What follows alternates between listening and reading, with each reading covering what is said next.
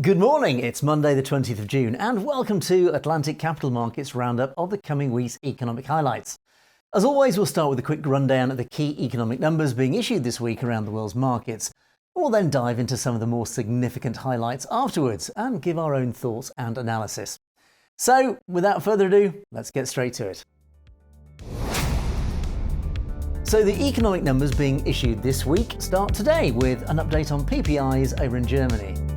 On Tuesday, the Reserve Bank of Australia released their latest minutes.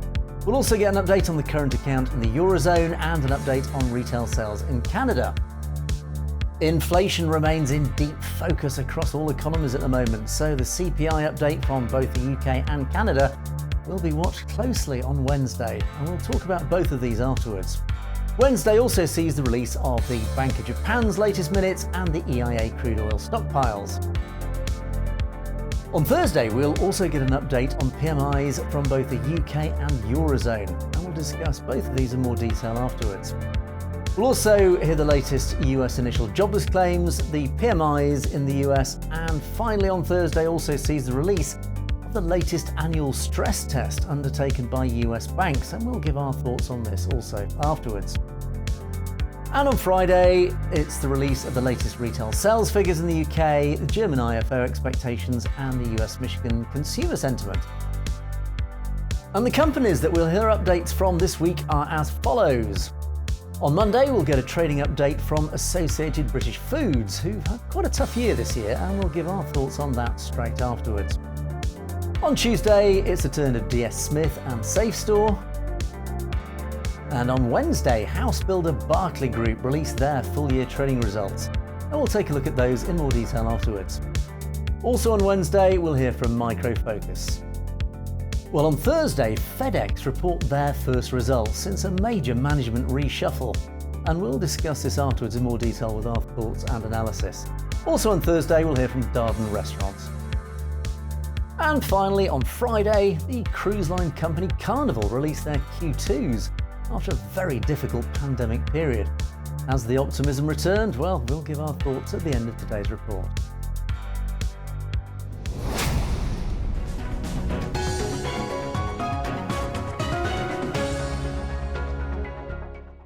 Well, last week saw a surge in activity from central banks as they hiked rates aggressively in their attempts to tame rampant inflation. The Fed raised interest rates by 75 basis points. The SNB caught everyone off guard with a 50 basis point hike. And of course, the Bank of England raised in line with expectations with a 25 basis point hike. Well, with a quieter economic and corporate calendar this week, investors are likely to continue digesting last week's action. So with all that in mind, let's dive deeper into this week's big stories. Well, the past 12 months have been tough for Primark owner AB Foods, as the share price slid to a 9-month low in April. While the business struggled in the pandemic, the business has proved resilient in recent months, although that hasn't necessarily been reflected in the share price.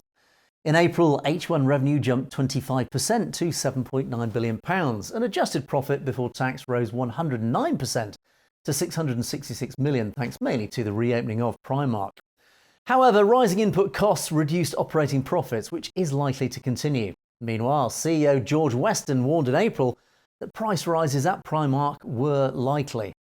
While the current economic environment is challenging, Primark has thrived in harsh conditions. The house builder Berkeley Group is due to report full-year results on Wednesday, which come following a 2-year boom in the housing market. Well, the house builder's share price has actually struggled to shine.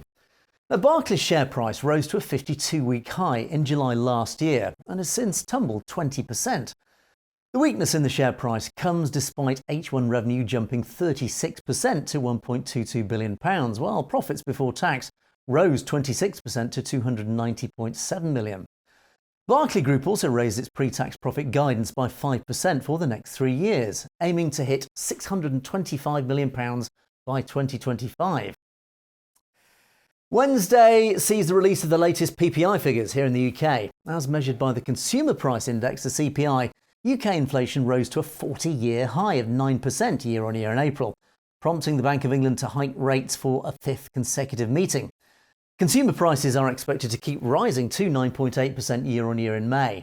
Core CPI rose to 6.2% year-on-year in April and is expected to rise to 6.7% in May. The Bank of England upwardly revised the CPI forecast, with inflation now expected to rise to 11% this year, up from a previously forecast 10%. Given the high producer prices and energy prices, CPI is likely to continue rising. Furthermore, the fact that the pound has dropped 14% against the US dollar will also add to those inflationary pressures. And Wednesday is also PPI figures day in Canada. Consumer prices in Canada are expected to keep rising from 5.7% year-on-year to 5.9% in May. Hot inflation will likely encourage the Bank of Canada to raise interest rates again after hiking by 50 basis points at the start of the month, in its second consecutive 50 basis point hike. Thursday sees the release of the latest European and UK PMIs.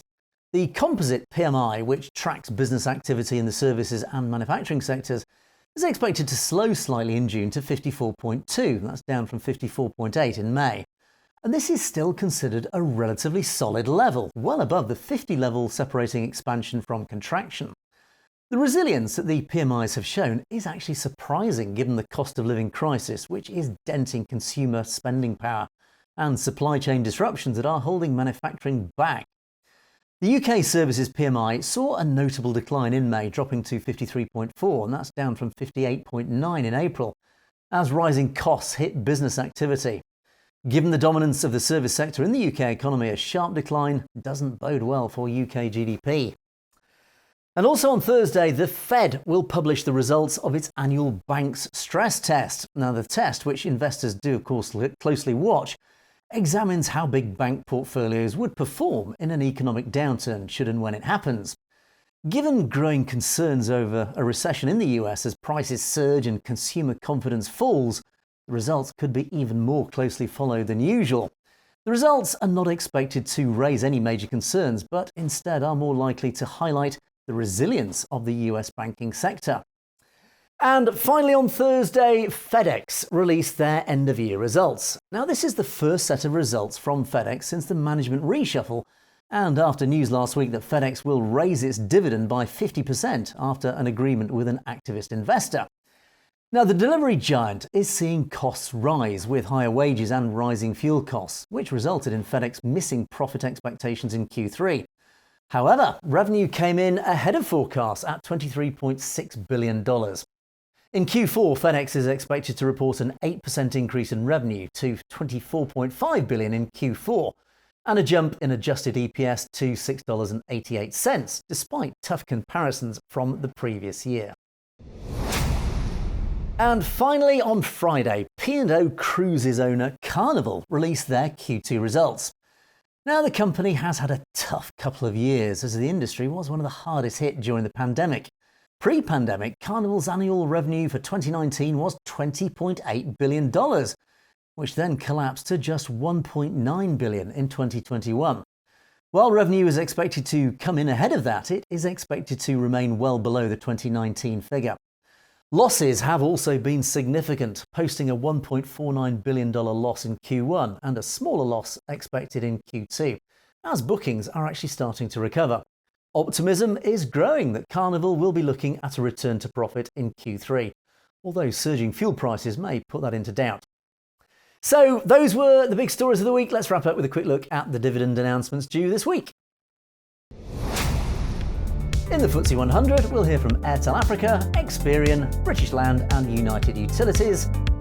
And in the FTSE 250, we'll hear from Mercantile Investment Trust, Mighty Group, AVI Global Trust, Discover IE Group, JP Morgan, European Discovery Trust. So there you have it, a slightly quieter week, but it's still all about inflation. Wasn't it not that long ago inflation was, what do they call it, transitory?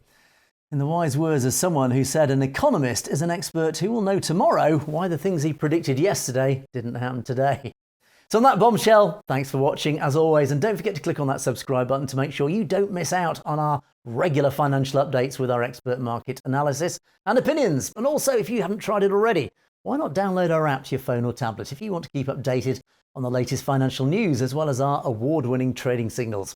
So until next time, from all of us here at Atlantic Capital Markets, have yourself a great week.